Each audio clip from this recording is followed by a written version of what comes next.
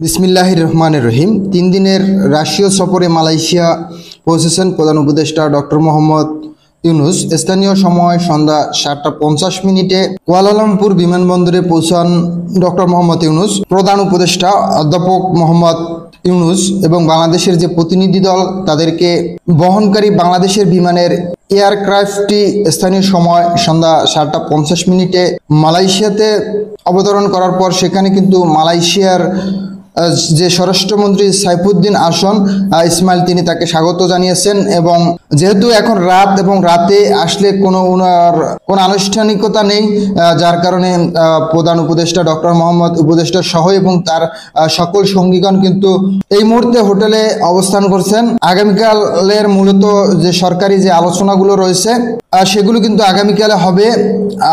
যতটুকু জানতে পেরেছি যে সকাল 8:30 এই মালয়েশিয়ার যে প্রশাসনিক রাজধানী পত্রজায়াতে সকাল 8:30 সরকারিভাবে প্রধান উপদেষ্টাকে স্বাগত জানাবেন হবে।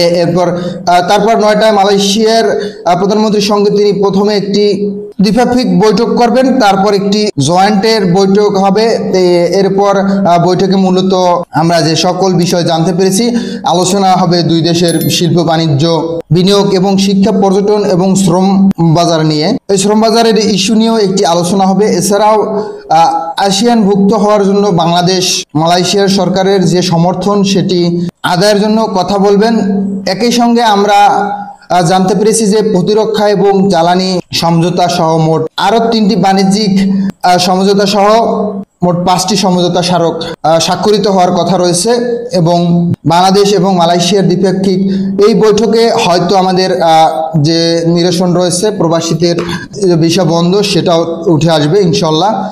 আপনারা কালকেই আমরা জানতে পারবো এই বিষয়ে। আসলে কালকে আপনাদের মূলত পুরো বিস্তারিত জানানোর চেষ্টা করব। আজকের ভিডিও এই পর্যন্তই, দেখা হবে নেক্সট অন্য একটি ভিডিওতে। আমাদের চ্যানেলে নতুন দর্শক হয়ে থাকলে চ্যানেলটি সাবস্ক্রাইব করে রাখবেন, একটা লাইক করে আমাদের উৎসাহিত করবেন, কমেন্ট বক্সে জানাবেন মালয়েশিয়া বা প্রবাস সম্পর্কে আপনারা আরও কি জানতে চান। সবাই ভালো থাকবেন, সুস্থ থাকবেন, আল্লাহ হাফেজ। দেখা হবে নেক্সট অন্য একটি ভিডিওতে। আসসালামু আলাইকুম ওয়া রাহমাতুল্লাহি ওয়া বারাকাতুহু।